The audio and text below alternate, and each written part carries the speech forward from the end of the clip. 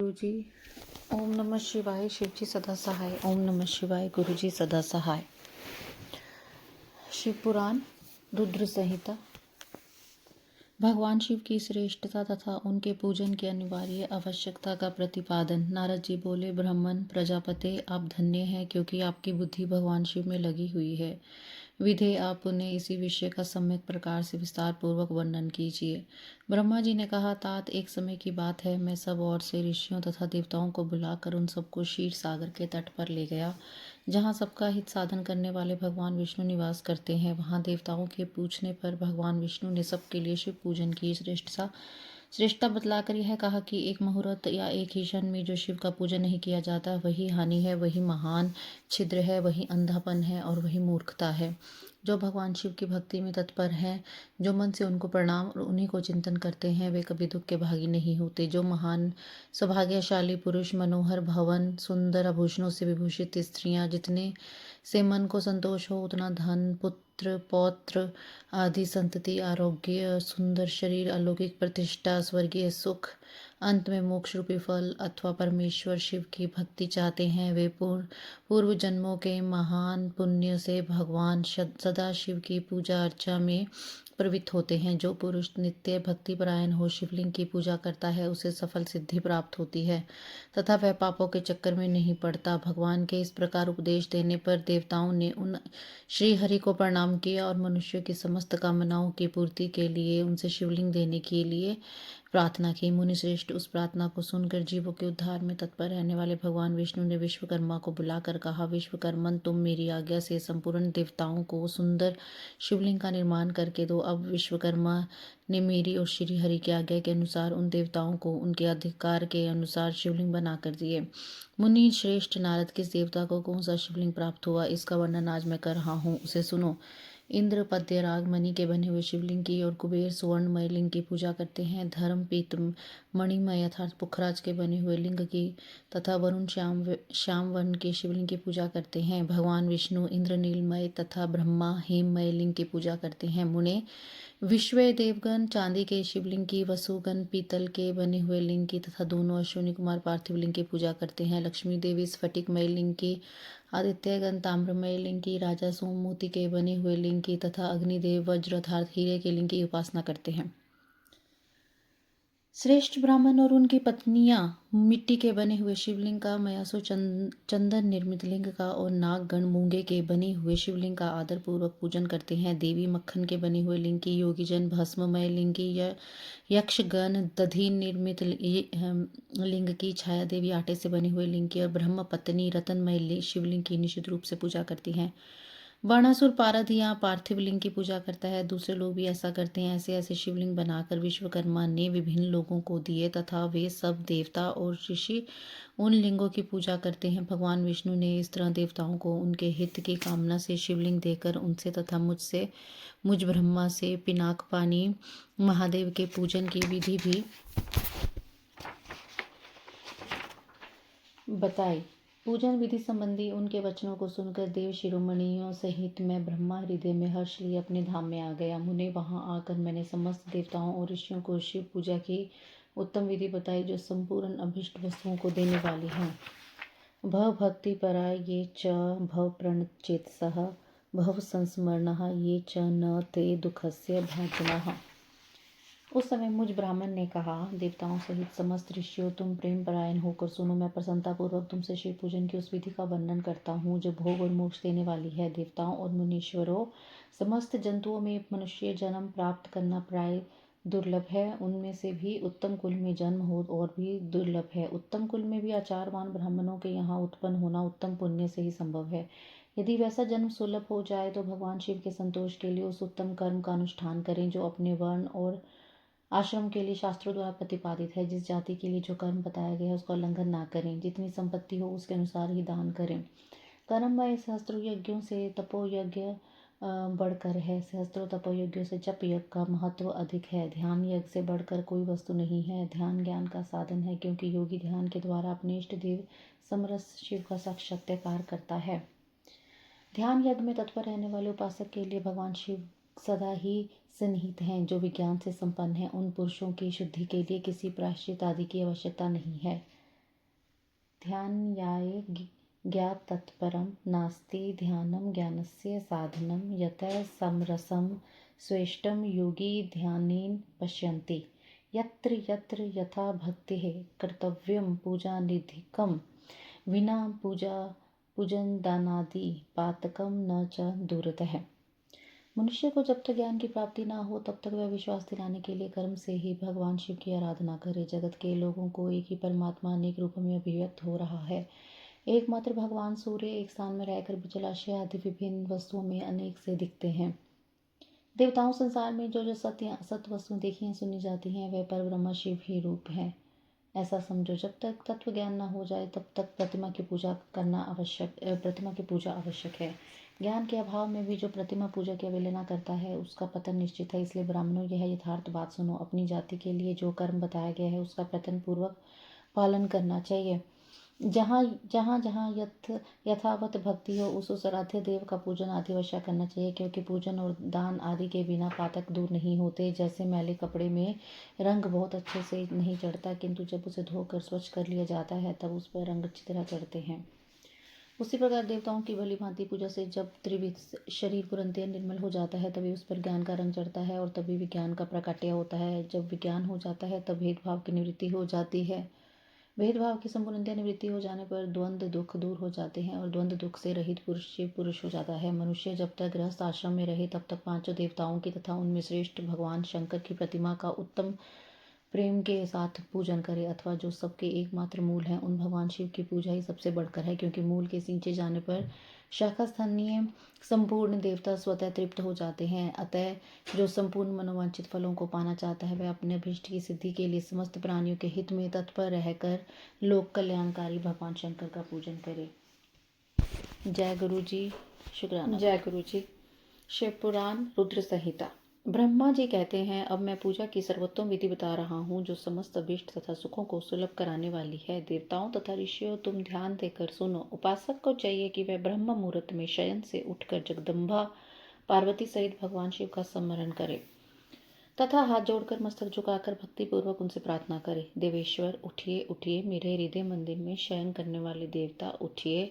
उमाकांत उठिए और ब्रह्मांड में सबका मंगल कीजिए। मैं धर्म को जानता हूँ किंतु मेरी उसमें प्रवृत्ति नहीं होती है। मैं अधर्म को जानता हूँ परंतु मैं उससे दूर नहीं हो पाता। महादेव, आप मेरे हृदय में स्थित होकर मुझे जैसी प्रेरणा देते हैं वैसा ही मैं करता हूँ। इस प्रकार भक्तिपूर्वक कहकर गुरुदेव की चरण पादुकाओं का स्मरण करके गांव से बाहर दक्षिण दिशा में मल मूत्र का त्याग करने के लिए जाएं। मल त्याग कर लेने के बाद मिट्टी और जल से धोने के द्वारा शरीर की शुद्धि करके दोनों हाथों और पैरों को धोकर दतुवन करें। सूर्योदय होने से पहले ही दतुवन करके मुंह को 16 बार जल की अंजलियों से धोएं। देवताओं तथा ऋषियों, षष्ठी, प्रतिपदा, अमावस्या और नवमी तिथियों तथा रविवार के दिन शिव भक्त को यत्न पूर्वक दतुवन को त्याग देना चाहिए। अवकाश के अनुसार नदी आदि में जाकर अथवा घर में ही भली भांति स्नान करें। मनुष्य को देश और काल के विरुद्ध स्नान नहीं करना चाहिए। रविवार, श्राद्ध, संक्रांति, ग्रहण, महादान, तीर्थ, उपवास, द्व्यस्त अथवा अशौच प्राप्त होने पर मनुष्य गर्म जल से स्नान ना करे। शिव भक्त मनुष्य तीर्थ आदि में प्रवाह के सम्मुख होकर स्नान करे। जो नहाने के पहले तेल लगाना चाहे उसे विहित एवं निषिद्ध दिनों का विचार करके ही तेलाभ्यंग करना चाहिए। जो प्रतिदिन नियम पूर्वक तेल लगाता हो उसके लिए किसी भी दिन तेलाभ्यंग दूषित नहीं है, अथवा जो तेल इत्र आदि से वसित हो उसका लगाना किसी दिन भी दूषित नहीं है। सरसों का तेल ग्रहण को छोड़कर दूसरे किसी दिन भी दूषित नहीं होता। इस तरह देश काल का विचार करके ही विधि पूर्वक स्नान करें। स्नान के समय अपने मुख को उत्तर अथवा पूर्व की ओर रखना चाहिए। उच्छिष्ट वस्त्र का उपयोग कभी ना करें। शुद्ध वस्त्र से इष्ट देव के स्मरण पूर्वक स्नान करें। जिस वस्त्र को दूसरे ने धारण किया हो अथवा जो दूसरे के पहनने की वस्तु हो तथा जिसे स्वयं रात में धारण किया गया हो वह वस्त्र उच्छिष्ट कहलाता है। उससे तभी स्नान किया जा सकता है जब उसे धो लिया हो। स्नान के पश्चात देवताओं, ऋषियों और पितरों को तृप्ति देने वाला स्नानांग तर्पण करना चाहिए। उसके बाद धुला हुआ वस्त्र पहने और आचमन करें। द्विजतमो तदंतर गोबर आदि से लीप पोतकर स्वच्छ किए हुए शुद्ध स्थान में जाकर वहां सुंदर आसन की व्यवस्था करें। वह आसन विशुद्ध काष्ठ का बना हुआ, पूरा फैला हुआ तथा विचित्र होना चाहिए।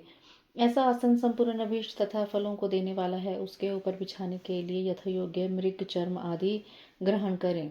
शुद्ध बुद्धि वाला पुरुष उस आसन पर बैठकर भस्म से त्रिपुंड लगाए। त्रिपुंड से जब जब तप तथा दान सफल होता है। भस्म के अभाव में त्रिपुंड का साधन जल आदि बताया गया है। इस तरह त्रिपुंड करके मनुष्य रुद्राक्ष धारण करे और अपने नित्य कर्म का संपादन करके फिर शिव की आराधना करे। तत्पश्चात 3 बार मंत्रोच्चारण पूर्वक आचमन करे। फिर वहां शिव की पूजा के लिए अन्न और जल लाकर रखे। दूसरा कोई भी जो वस्तु आवश्यक हो उसे यथाशक्ति जुटाकर अपने पास रखे। इस प्रकार पूजन सामग्री का संग्रह करके वहां धैर्यपूर्वक स्थिर भाव से बैठे। फिर जल गंध और अक्षत से युक्त एक अर्ध पात्र लेकर उसे दाहिने भाग में रखें। उसी से उपचार की सिद्धि होती है। फिर गुरु का स्मरण करके उनकी आज्ञा लेकर विधिवत संकल्प करके अपनी कामना को अलग न रखते हुए पराभक्ति से सब परिवार शिव का पूजन करें। एक मुद्रा दिखाकर सिंधु आदि उपचारों द्वारा सिद्धि बुद्धि सहित विघ्नकारी गणेश का पूजन करे। लक्ष्य और लाभ से युक्त गणेश जी का पूजन करके उनके नाम के आदि में प्रणव तथा अंत में नमः जोड़कर नाम के साथ चतुर्थी विभक्ति का प्रयोग करते हुए नमस्कार करें। यथा ओम गणपते नमः अथवा ओम लक्ष्य लाभ युताय सिद्धि बुद्धि सहिताय गणपते नमः। तदंतर उनसे क्षमा प्रार्थना करके पुनः भाई कार्तिकेय सहित गणेश जी का पराभक्ति से पूजन करके उन्हें बारंबार नमस्कार करें। तत्पश्चात सदा द्वार पर खड़े रहने वाले द्वारपाल महोदय का पूजन करके सती साध्वी गिरिराज नंदनी उमा की पूजा करें। चंदन कुंकुम तथा धूप दीप आदि अनेक उपचारों तथा नाना प्रकार के नैवेद्यों से शिव का पूजन करके नमस्कार करने के पश्चात साधक शिव जी के समीप जाए। यथासंभव अपने घर में मिट्टी सोना चांदी धातु या अन्य पारे आदि की शिव प्रतिमा बनाए और उसे नमस्कार करके भक्ति परायण हो उसकी पूजा करे। उसकी पूजा हो जाने पर सभी देवता पूजित हो जाते हैं। मिट्टी का शिवलिंग बनाकर विधि पूर्वक उसकी स्थापना करें। अपने घर में रहने वाले लोगों को स्थापना संबंधी सब नियमों का सर्वथा पालन करना चाहिए। भूत शुद्धि एवं मातृका न्यास करके प्राण प्रतिष्ठा करें। शिवालय में दिक्पालों की भी स्थापना करके उनकी पूजा करें। घर में सदा मूल मंत्र का प्रयोग करके शिव की पूजा करनी चाहिए। वहां द्वारपालों के पूजन का सर्वथा नियम नहीं है। भगवान शिव के समीप ही अपने लिए आसन की व्यवस्था करें। उस समय उत्तराभिमुख बैठकर फिर आचमन करें। उसके बाद दोनों हाथ जोड़कर तब प्राणायाम करें। प्राणायाम काल में मनुष्य को मूल मंत्र की 10 आवृत्तियां करनी चाहिए। हाथों से 5 मुद्राएं दिखाएं। यह पूजा का आवश्यक अंग है। इन मुद्राओं का प्रदर्शन करके ही मनुष्य पूजा विधि का अनुसरण करे। तदंतर वहां दीप निवेदन करके गुरु को नमस्कार करें और पद्यासन या भद्रासन बांध कर बैठें अथवा उत्तानासन या परक्यासन का आश्रय लेकर सुखपूर्वक बैठें और पुनः पूजन का प्रयोग करें। फिर अर्ध्य पात्र से उत्तम शिवलिंग का प्रक्षालन करें। मन को भगवान शिव से अन्यत्र न ले जाकर पूजा सामग्री को अपने पास रखकर निम्नांकित मंत्र समूह से महादेव जी का आह्वान करें। आह्वान कैलास शिखरस्थम च पार्वती पतिमुत्तमम् यथोक्त रूपम शंभुम निर्घुम गुण रूपिणम पंचवक्त्रम दशभुजम त्रिनेत्रम वृषभध्वजम कपूरगौरम दिवांगम चंद्रमौलिम कपेदनम व्याघ्रचर्मोत्त्रयम च गजचर्माम्बरम शुभम वसाक्यदीप्रितांग पिनाकाद्युद्धिवंतम सिद्ध्योष्टम च यसाग्रे नृत्यहन्ति निरन्तरम जय जयति शब्देच सेवितम भक्त पूज्यके तेजसा दुस्सनेव दुर्लक्ष्यम देव सेवितम शरण्यम सर्वसत्नाम प्रसन्न मुखम पंचकम वैदहे शास्त्रीय गीतम विष्णु ब्रह्मानुतम सदा भक्त वत्सलमानंदम शिव महावाम अहवाम्यम। जो कैलाश के शिखर पर निवास करते हैं, पार्वती देवी के पति हैं, समस्त देवताओं से उत्तम हैं, जिनके स्वरूप का शास्त्रों में यथावत वर्णन किया गया है, जो निर्गुण होते हुए भी गुण रूप हैं, जिनके 5 मुख 10 भुजाएं और प्रत्येक मुखमंडल में 3-3 नेत्र हैं, जिनकी ध्वजा पर वृषभ का चिन्ह अंकित है, अंग कांति कपूर के गौर समान गौर है, जो दिव्य रूपधारी चंद्रमा रूपी मुकुट से सुशोभित तथा सिर पर जटा जूट धारण करने वाले हैं, जो हाथी की खाल पहनते और व्याघ्र चर्म उड़ते हैं, जिनका स्वरूप शुभ है, जिनके अंगों में वासुकी आदि नाग लिपटे रहते हैं, जो पिनाक आदि आयुध धारण करते हैं, जिनके आगे 8 सिद्धियां निरंतर नृत्य करती रहती हैं, भक्त समुदाय जय जयकार करते हुए जिनकी सेवा में लगे हुए हैं, दुस्सह तेज के कारण जिनकी ओर देखना भी कठिन है, जो देवताओं से सेवित और संपूर्ण प्राणियों को शरण देने वाले हैं, जिनका मुखराविंद प्रसन्नता से खिला हुआ है, वेदों और शास्त्रों ने जिनकी महिमा का यथावत गान किया है, विष्णु और ब्रह्मा भी सदा जिनकी स्तुति करते हैं, तथा जो परमानंद स्वरूप हैं, उन भक्त वत्सल शंभु शिव का मैं आह्वान करता हूँ। इस प्रकार सांब शिव का ध्यान करके उनके लिए आसन दे, चतुर्यंत पद से ही क्रमशः सब कुछ अर्पित करे। यथा सांबाय सदाशिवाय नमः आसनम सर्मपयामि इत्यादि। आसन के पश्चात भगवान शंकर को पाद्य और अर्घ्य दें। फिर परमात्मा शंभु को आचमन कराकर पंचामृत संबंधी द्रव्य द्वारा प्रसन्नता पूर्वक शंकर को स्नान कराएं। वेद मंत्रों अथवा समंत्रक चतुर्थ्यांश नाम पदों का उच्चारण करके भक्तिपूर्वक यथायोग्य समस्त द्रव्य भगवान को अर्पित करें। अभिष्ट द्रव्यों को शंकर के ऊपर चढ़ाएं। फिर भगवान शिव को वारुण स्नान कराएं। स्नान के पश्चात उनके श्रीअंगों में सुगंधित चंदन तथा अन्य द्रव्यों का यत्न पूर्वक लेप करें। फिर सुगंधित जल से ही उनके ऊपर जलधारा गिराकर अभिषेक करें। वेद मंत्रों षडंगों अथवा शिव के 11 नामों द्वारा यथावकाश जलधारा चढ़ाकर वस्त्र से शिवलिंग को अच्छी तरह पोंछें। फिर आचमनार्थ जल दें और वस्त्र समर्पित करें। नाना प्रकार के मंत्रों द्वारा भगवान शिव को तिल, जौ, गेहूं, मूंग और उड़द अर्पित करें। फिर 5 मुख वाले परमात्मा शिव को पुष्प चढ़ाएं। प्रत्येक मुख पर ध्यान के अनुसार यथोचित अभिलाषा करके कमल, शतपत्र, शंख पुष्प, कुश पुष्प, धतूर, मंदार, द्रोण पुष्प अर्थात घूमा, तुलसी दल तथा बेलो पत्र चढ़ाकर पराभक्ति के साथ भक्त वत्सल भगवान शंकर की विशेष पूजा करें। अन्य सभी वस्तुओं का अभाव होने पर शिव को केवल बिल्व पत्र ही अर्पित करें। बिल्व पत्र समर्पित होने से ही शिव की पूजा सफल होती है। तत्पश्चात सुगंधित चूर्ण तथा सुवसित उत्तम तैल अर्थात इत्र आदि विविध वस्तुएं बड़े हर्ष के साथ भगवान शिव को अर्पित करें। फिर प्रसन्नतापूर्वक गूगल और अगुरु आदि की धूप निवेदन करें। तदंतर शंकर जी को घृतपूर्ण दीपक दें। इसके बाद निमांकित मंत्र से भक्तिपूर्वक पुण्य अर्घ्य दें और भाव भक्ति से वस्त्र द्वारा उनके मुख का मार्जन करें।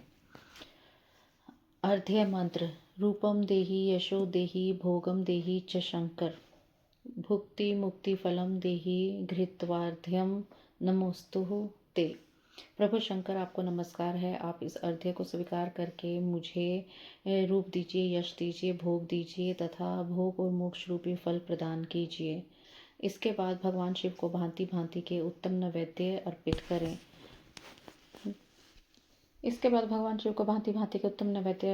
नैवेद्य के पश्चात प्रेम पूर्वक आचमन कराएं। तदंतर सांगोपांग तांबूल बनाकर शिव को समर्पित करें। फिर 5 बत्ती की आरती बनाकर भगवान को दिखाएं। उसकी संख्या इस प्रकार है: पैरों में 4 बार, नाभि मंडल के सामने 2 बार, मुख के समक्ष 1 बार तथा संपूर्ण अंगों में 7 बार आरती दिखाएं। तत्पश्चात नाना प्रकार के स्तोत्रों द्वारा प्रेम पूर्वक भगवान वृषभ ध्वज की स्तुति करें। तदंतर धीरे धीरे शिव की परिक्रमा करें। परिक्रमा के बाद भक्त पुरुष साष्टांग प्रणाम करें और निम्नलिखित मंत्र से भक्ति पूर्वक पुष्पांजलि दें।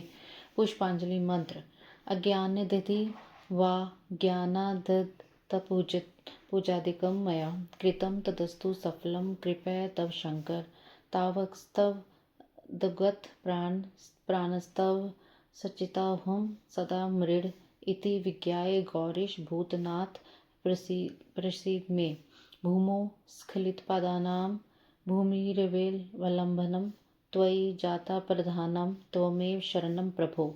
शंकर, मैंने अज्ञान से या जानबूझकर जो पूजन आदि किया है वह आपकी कृपा से सफल हो। मृड, मैं आपका हूँ। मेरे प्राण सदा आप में लगे हुए हैं। मेरा चित्त सदा आपका ही चिंतन करता है। ऐसा जानकर हे गौरीनाथ भूतनाथ, आप मुझ पर प्रसन्न हुए। प्रभु, धरती पर जिनके पैर लड़खड़ा जाते हैं उनके लिए भूमि ही सहारा है। उसी प्रकार जिन्होंने आपके प्रति अपराध किए हैं उनके लिए भी आप ही शरणदाता हैं। इत्यादि रूप से बहुत बहुत प्रार्थना करके उत्तम विधि से पुष्पांजलि अर्पित करने के पश्चात पुनः भगवान को नमस्कार करें। फिर नामांकित मंत्र से विसर्जन करना चाहिए। विसर्जन: स्वस्थानम गच्छ देवेश परिवारयुतः प्रभो, पूजा काले पुण्यार्थ त्वयागंत वयमदरात्। देवाश्वर प्रभु, अब आप परिवार सहित अपने स्थान को पधारें। नाथ, जब पूजा का समय हो तब पुनः आप यहाँ सादर पदार्पण करें। इस प्रकार भक्त वत्सल शंकर की बारंबार प्रार्थना करके उनका विसर्जन करें और उस जल को अपने हृदय में लगाएं तथा मस्तक पर चढ़ाएं। ऋषियों, इस तरह मैंने शिव पूजन की सारी विधि बता दी, जो भोग और मोक्ष देने वाली है। अब और क्या सुनना चाहते हो? जय गुरु।